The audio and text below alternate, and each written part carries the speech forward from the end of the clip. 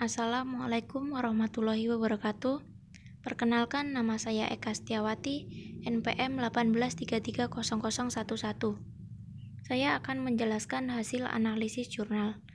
Yang pertama, berjudul Pengaruh posisi stek terhadap frekuensi resonansi pada tabung resonator termoakustik.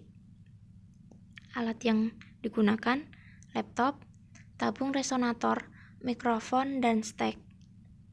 Hasil eksperimen. Dapat diketahui bahwa frekuensi resonansi untuk semua posisi stek menunjukkan nilai yang sama.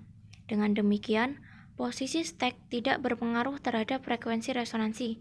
Hal ini senada dengan teori pipa organa tertutup yang menyatakan bahwa frekuensi resonansi hanya dipengaruhi oleh panjang tabung. Jika dilihat amplitudo maksimum dari masing-masing posisi stek, terlihat ada perbedaan. Hal ini dapat diartikan bahwa pengaruh posisi stek tidak linear dengan amplitudo maksimum masing-masing frekuensi resonansi. Dapat diketahui bahwa amplitudo maksimum di daerah pertengahan resonator paling rendah, sedangkan amplitudo maksimum yang besar terdapat pada ujung tabung resonator. Sedangkan amplitudo terbesar terjadi pada ujung-ujung yang paling jauh dari tabung loudspeaker. Oleh karena itu, peletakan stek dalam tabung resonator yang paling ideal yaitu berada di dekat ujung terjauh dari sumber bunyi. Yang kedua yaitu penerapan aplikasi tone generator pada eksperimen resonansi bunyi. Alat yang digunakan, aplikasi tone generator, pipa organa, smartphone Android. Hasil eksperimen. Berdasarkan pengukuran dan hasil pengolahan data, diperoleh cepat rambat bunyi di udara sebesar 334,07 plus minus 0,0025 meter per sekon dengan akurasi sebesar 97,4%. Dengan demikian, aplikasi tone generator layak digunakan sebagai sumber bunyi pada percobaan resonansi bunyi.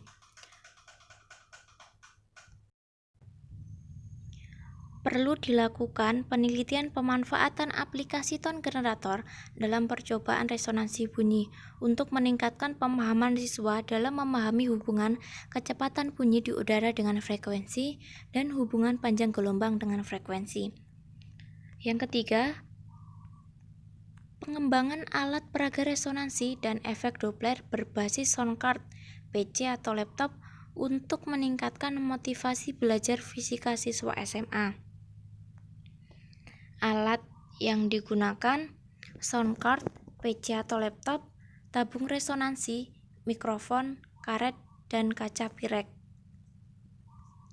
Hasil eksperimen.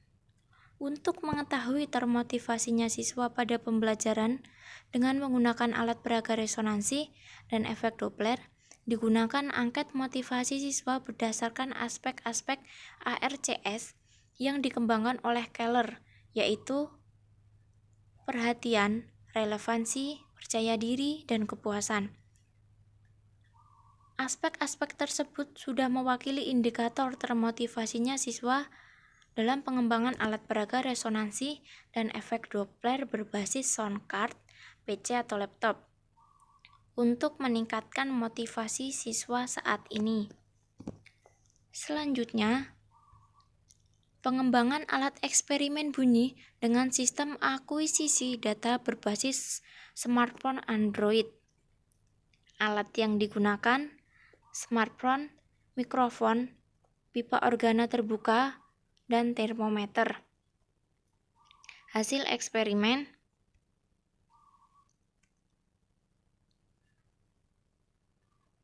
Semakin pendek pipa organa, maka semakin besar frekuensi bunyi yang dihasilkan.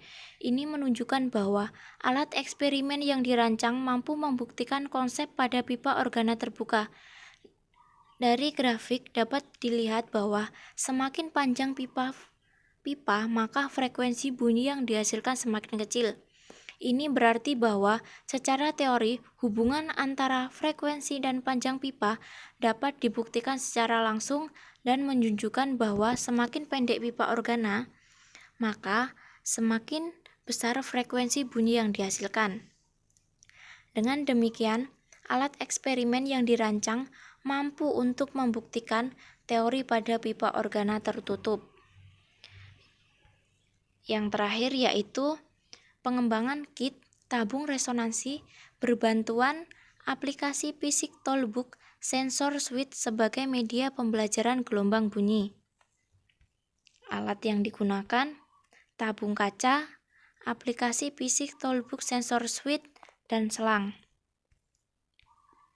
Hasil eksperimen telah dihasilkan media pembelajaran berupa kit percobaan tabung resonansi pada materi gelombang bunyi yang kriteria kelayakan baik dari segi tingkat kevalidan, segi tingkat keefektifan, maupun segi tingkat kepraktisan dengan kategori sangat layak.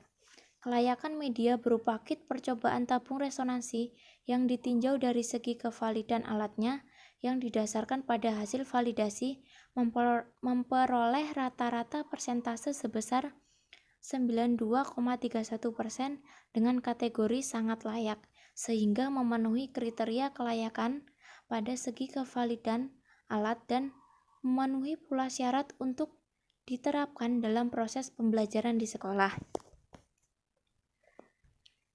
Selanjutnya, saya akan menjelaskan tentang rancangan eksperimen yang akan saya lakukan dengan tema pengaruh air garam terhadap cepat rambat bunyi di udara pada tabung resonansi. Tujuannya yaitu untuk mengetahui apakah air garam mempengaruhi cepat rambat bunyi di udara. Dan alat dan bahan yang digunakan paralon, garpu tala, tongkat pengukur, dan air garam. Cara kerjanya, yang pertama menyiapkan alat dan bahan. Yang kedua, merangkai alat seperti gambar di atas. Yang ketiga, mengisi paralon dengan air. Yang keempat, kemudian mengukur tinggi air garam tersebut. Selanjutnya, yang kelima, menggetarkan garpu tala pada ujung pipa. Yang keenam, menggeser ke atas, ke bawah hingga terdengar lebih nyaring. Selanjutnya, mencatat penurunan ketinggian air L1. Yang ketujuh, melakukan kembali hingga mendapatkan suara nyaring, kemudian mencatat penurunan ketinggian air sebagai L2. Yang 8, melakukan analisis dan menentukan panjang gelombang. Yang ke-9 atau yang terakhir, menentukan cepat rambat bunyi. Demikian penjelasan dari saya akhiri. Wassalamualaikum warahmatullahi wabarakatuh.